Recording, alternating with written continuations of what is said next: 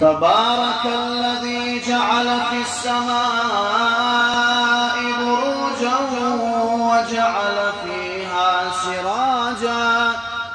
وجعل فيها سراجا وقمرا منيرا وهو الذي جعل الليل والنهار خلفة لمن أراد أن يذكر أو أراد شكورا وعباد الرحمن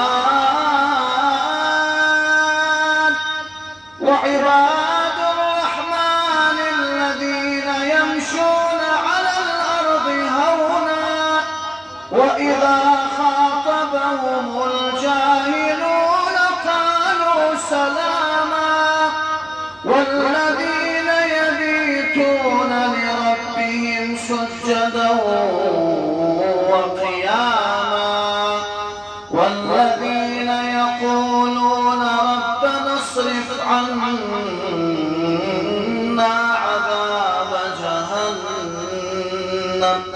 إن عذاب